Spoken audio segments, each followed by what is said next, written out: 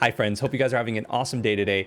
Phil Spencer has been known to leak or essentially tease either upcoming pieces of software or hardware through photos on Twitter or just overall online. And this is exactly what we saw yesterday on 10/10/2022. He went ahead and tweeted, "Vault Boy left the shelter and stopped by my office to celebrate the Fallout 25th anniversary. Congratulations to the Fallout and Bethesda teams on this major milestone for an iconic franchise." Guys, this really didn't mean much in and of itself, but when people started looking into the photo and seeing what was within the photo, that's when things started to go ahead and fire up a little bit. There is a white box in the top shelf of that photo, and a lot of people realized that that is not an Xbox Series S and started questioning what it could be. In the past, we've heard of Xbox working on an Xbox Cloud or an Xbox streaming piece of hardware, and they've codenamed that the Keystone. In terms of whether or not that is exactly it, the internet was essentially left up in the air and a lot of speculation went into play. People started running along with it and saying that yes, this is the next Xbox, this is going to be a streaming only service, and there's pros and cons to that. In my personal opinion, with Stadia leaving the market, Xbox can essentially corner cloud gaming in and of itself. Of course, Nvidia GeForce Now has their options available for people to go ahead and play these games. And honestly, I think Nvidia GeForce Now is much better in terms of performance as well as the technological advancement.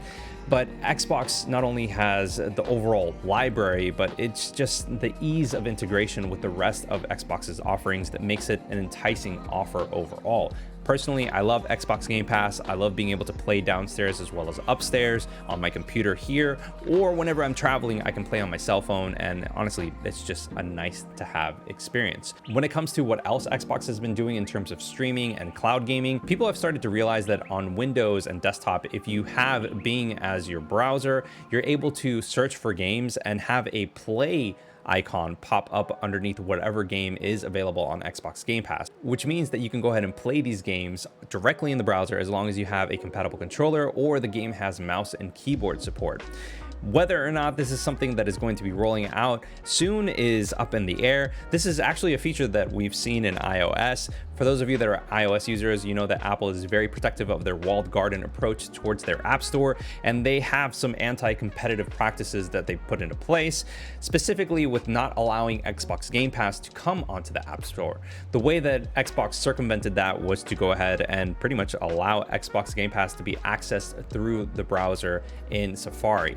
Shortly after that tweet from Phil Spencer went live, there were a lot of questions from journalists and people overall online. An Xbox representative was very quick to approach, and they said the device on Phil's shelf was an old prototype of Keystone.